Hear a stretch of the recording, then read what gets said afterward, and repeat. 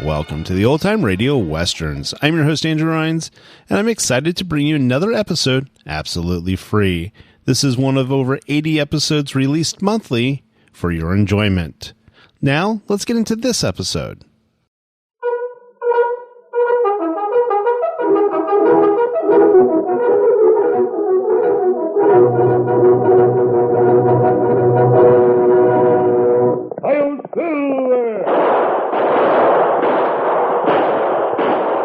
A fiery horse with the speed of light, a cloud of dust, and a hearty Hi-Yo Silver, the Lone Ranger.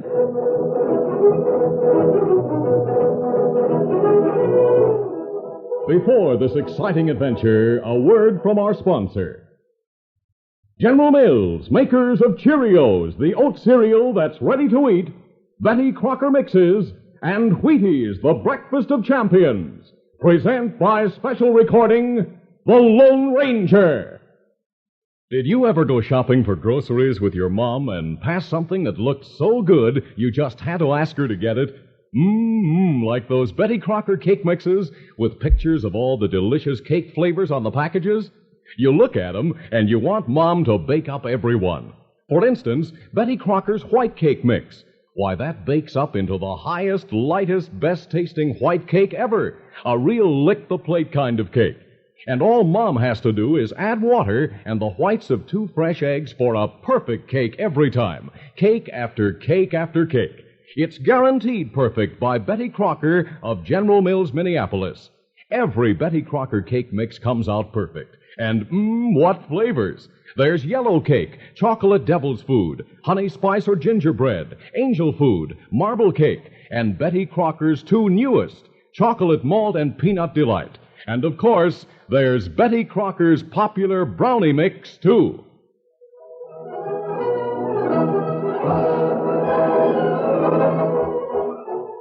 With his faithful Indian companion Tonto, the daring and resourceful masked rider of the plains led the fight for law and order in the early western United States. Nowhere in the pages of history can one find a greater champion of justice. Return with us now to those thrilling days of yesteryear. From out of the past come the thundering hoofbeats of the great horse Silver. The Lone Ranger rides again. Come on, Silver. Let's go, big fellow. I'll Silver. Away!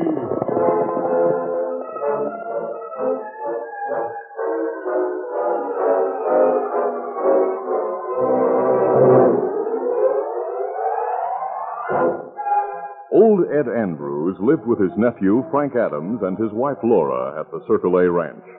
When he had first gone to live there, Uncle Ed, as he was called, was of some use as a handyman. But as he grew older, his usefulness came to an end, and he spent his time in idle whittling, while he told stories of his fancied exploits to Frank and Laura's little girl, Betsy. Yep. Reckon you should have known your Uncle Ed when I was in my prime, Betsy. You're not afraid of anything, are you? Well, not often. Did I ever tell you about when I fought in the Battle of Vicksburg? No, tell me. Well, we were in a shallow trench facing the enemy and fighting like all get out. Then I saw our captain run forward. He fell right near the enemy lines, wounded. I hopped out of that trench in a jiffy, ran forward with bullets flying all around me, picked him up and carried him back to safety. You're awfully brave, Uncle Ed. Uh-oh. Here's your ma and Pa. Uncle Ed, how many times do I have to tell you about whittling in the house? Look at that mess on the floor. What's the matter with you? Do we always have to be yapping at you about things? By Jim and me, I never thought, Frank. You see, I got talking to Betsy. Uncle Ed was telling me about the time he saved his captain during the war. Tommy Rock. Betsy, go outside and play. We want to talk to Uncle Ed alone. Yes, Mama. Frank, I won't have you telling those fantastic tales to Betsy. Well, now, there's no harm in telling her about things I did, Laura. Frank and I talked it over on the way home from town. Your room is always a mess. And you dirty the floors with that whistling in spite of all that we say. Uncle Ed, we're fixing up the shed out back for you to live in. But that shed used to be a chicken house. It'll do for shelter after Laura puts a cot in there and cleans it up. You can get your grub in the kitchen at mealtime. But Frank... No buts about it. It's all settled. We'll move out there tomorrow.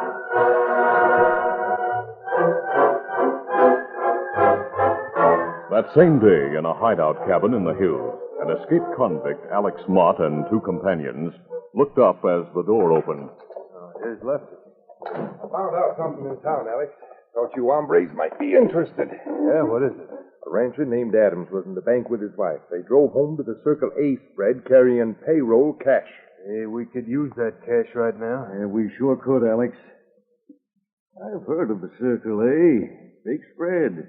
A lot of hands. I found out tomorrow's payday out there. That cash ought to be around the ranch house tonight. Good. We'll wait till it's dark. Then we'll go there and try to grab it. That night, Frank and Laura were alone in the living room of the ranch house when... I wonder who that is. One of the hens, most likely. Now reach, mister. What? Come on, men. Jake, you wait outside. What's the meaning of this? Get over there by the woman. Frank, don't let them order you around like that. You men get right out of here. Shut up, you. Tie him up, Mug. All right, won't take long. In a few moments, Frank and Laura were tied to chairs. Then Alex Mott asked, Where's the cash? The payroll cash. Don't know what you're talking about. Tell me. You stop that or I'll... Gag that female, somebody. With pleasure. Get away. There. Now she'll keep quiet. Now, mister, we mean business. Either you tell us where that cash is or you can... Frank, Laura, what... Cover that old coot. Come in here, you. Great day, Robert. Tie him up, too. Right. Either you yell out, you'll get plugged. Now, tell us where that cash is, mister. Better tell them, Frank. They look plenty mean. Well, at least we know for sure there's cash here. Now, speak up, you. It's in a cigar box. Bottom drawer of the chest over there. Get it, Lefty. Right.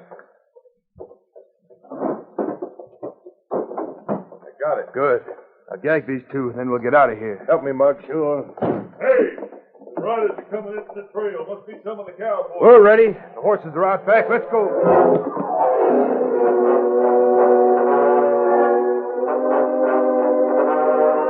Five minutes later, the foreman and some of the ranch hands hurriedly entered. Boss, we looked through the window and saw you all tied up. Have you loose in the jiffy?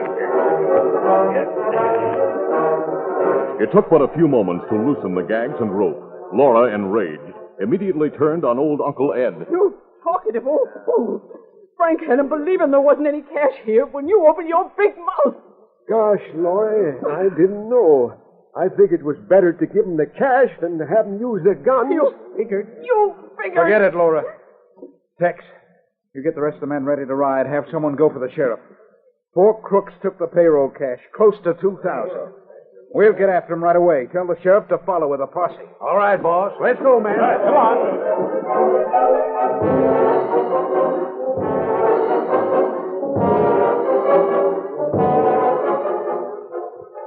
At dawn the following morning, the Lone Ranger and Tonto prepared to leave their camp in the hills, where they had spent the night. Alex Mott's trail led us to this territory, Tonto. The ranch house robbery you heard about in town last night might have been the work of Mott and his pals. Me think that. We'll search the hills for their hideout. I saw the posse heading back toward town just as dawn broke. I hope we have better luck than they had. All right, let's go. Easy, steady, big fella. Scout, easy, fella.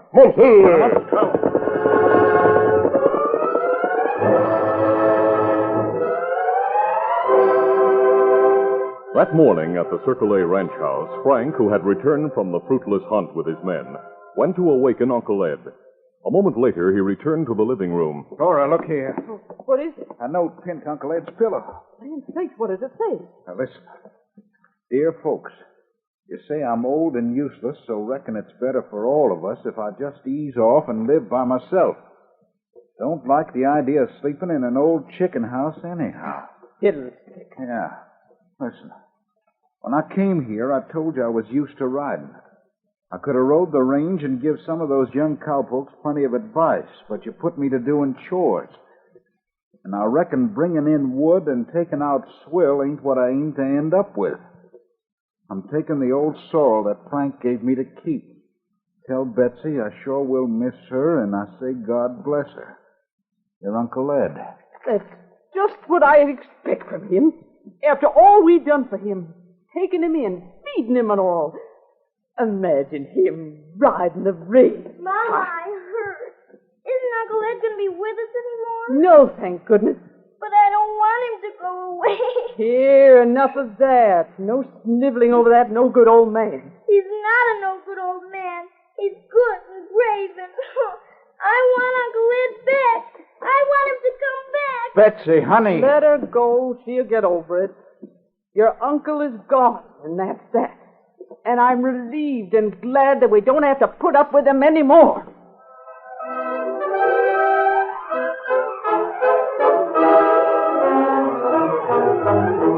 We'll continue our Lone Ranger adventure in just a moment.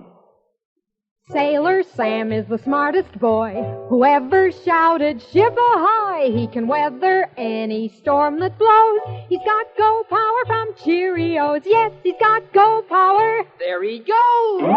He's feeling his Cheerios. Cheerios. Cheerios.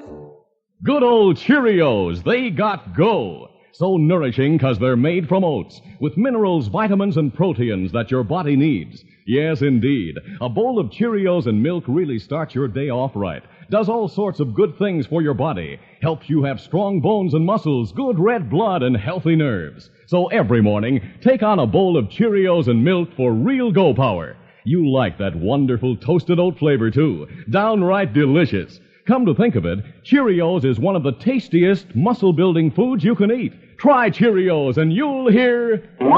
He's feeling his Cheerios.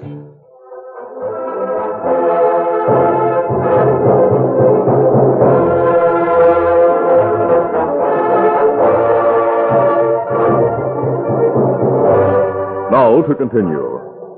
Uncle Ed, on a sway-backed sorrel horse, left the Circle A ranch with an old carpet bag strapped behind his saddle and rode into the hills. In spite of his determination to make his own way, he felt old and useless after the constant nagging he had received from Frank and Laura. The morning turned out to be hot and the trail dusty. He had turned onto an unused trail and finally saw a spiral of smoke coming from a hollow. Must be a cabin down yonder. Reckon I can get him to give me some water.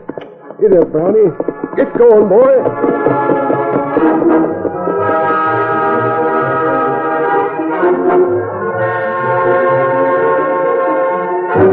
In their hideout cabin, Alex and his pals heard hooves approaching. They quickly grabbed their guns.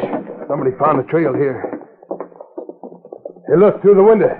The old man we tied up last night. What? He's riding here openly. We'll wait and see what he does. Hey, look at him. He's coming to the door. I'll let him in. Well? Say, mister, could... Jumping Jehoshaphat. You're one of the crooks that came to the ranch last night. Right, old-timer. Come on in. No, thanks. Reckon I'll just mosey on about my business. Come inside and be quick about it. Sure.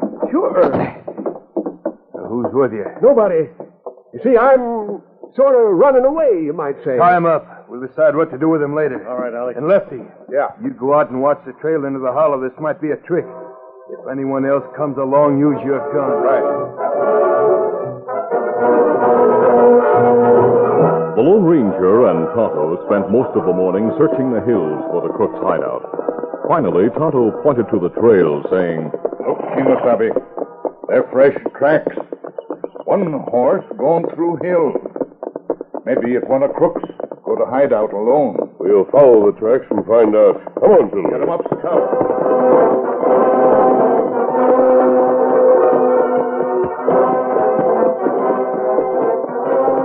A light wind was blowing toward them as they started up a rise. The great horse Silver caught the scent of a man and a horse. The intelligent animal whinnied a low warning. Silver gave a warning, Tonto. Maybe someone waiting near trail. We'll dismount and leave the horses hidden in the tall brush. Then we'll move forward on foot. Easy, steady, big fella. Now we'll leave this trail and keep to the brush and trees. If there's someone ahead waiting, we must take him by surprise.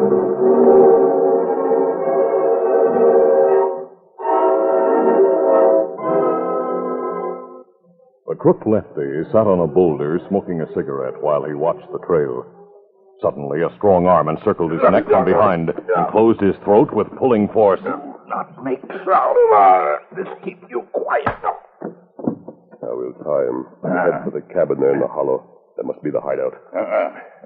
Him soon be tied. We'll approach through the brush. I'll go to the front.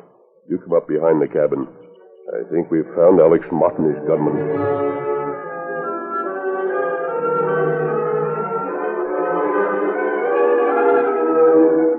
Later in the cabin, Uncle Ed, tied to a chair with its back toward the stove and facing the door, observed Alex and his two pals through half-lowered eyelids.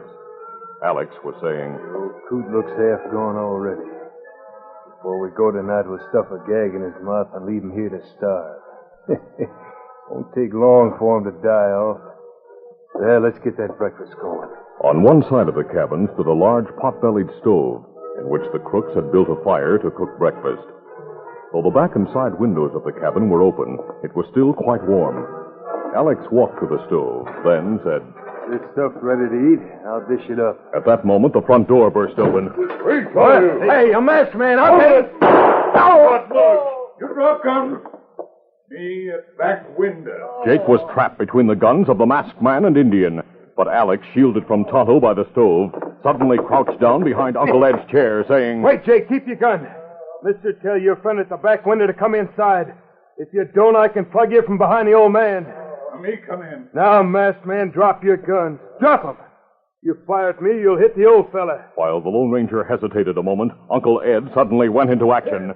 Pushing hard with his feet, he toppled his chair backward. Don't drop your guns, mister. Hey, but... Oh! Alex was knocked off balance and thrown back against the hot stove. As he frantically moved away from the blistering iron stove, the Lone Ranger fired. Oh, my head! I'll get him. Drop it. Now we got them all.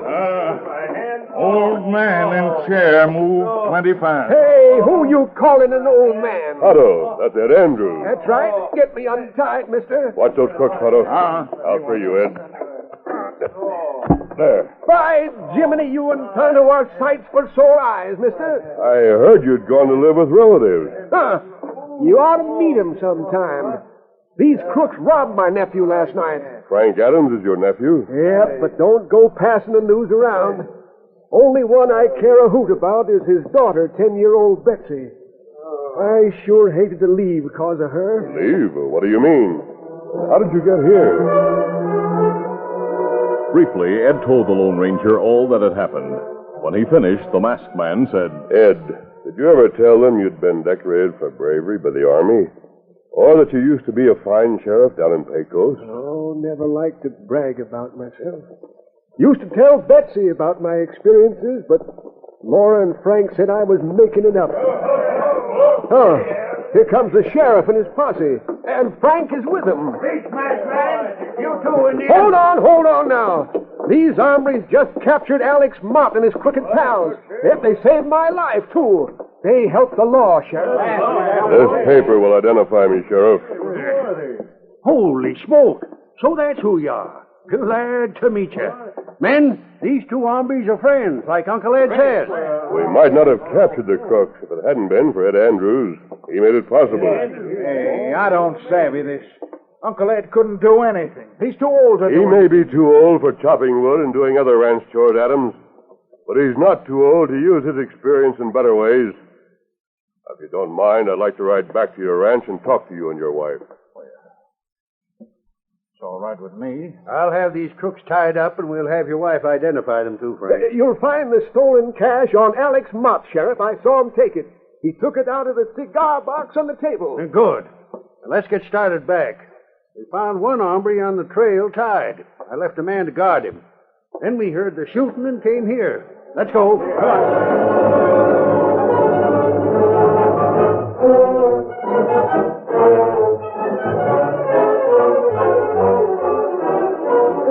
Later at the ranch house, the sheriff, Frank, Laura, and Uncle Ed listened as the Lone Ranger talked. Frank, your uncle is a very brave man. Among many other acts of bravery, he was decorated during the war for saving his captain's life under fire. Well, is that the truth? Of course, it's the truth. I got the medal to prove it. Before that, Ed was sheriff in Pecos and did a fine job. Though he was middle-aged, he left to join the army when the war started. He has a reputation as a brave soldier and a fearless lawman. I'm surprised you didn't know. I tried to tell them a few things about myself, but, well, they thought I was telling tall tales. Uncle Ed! Uncle Ed, you came back! Yes, honey, yes. But just for a short talk, you might say. But you have to stay. You have to. I was listening outside the door and heard everything. I knew you were brave. I knew it. He really is, Betsy.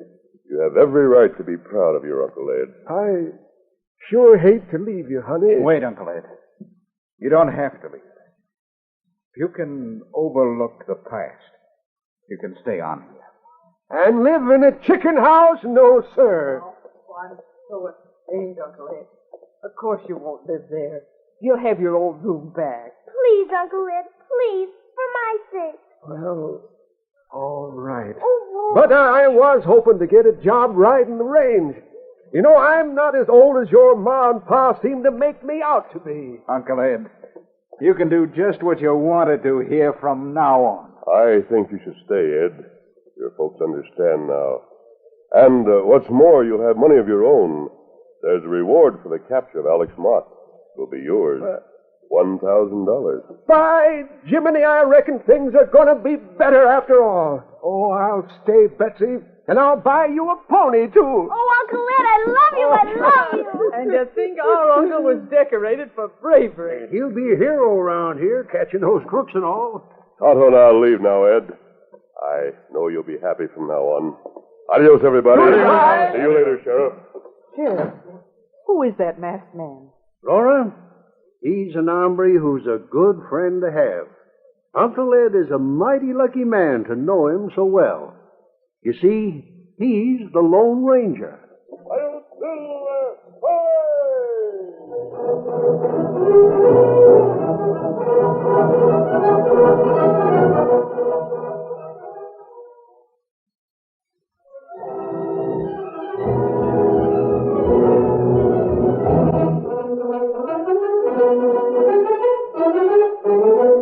The Lone Ranger, a copyrighted feature of the Lone Ranger Incorporated, is produced by Trendle Campbell Muir Incorporated.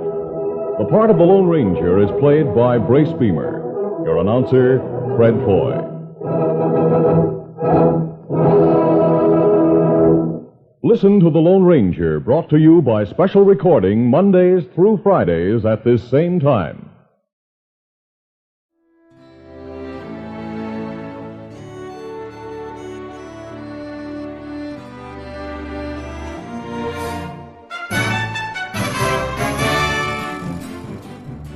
This has been a presentation of OTRWesterns.com, and we hope you enjoyed.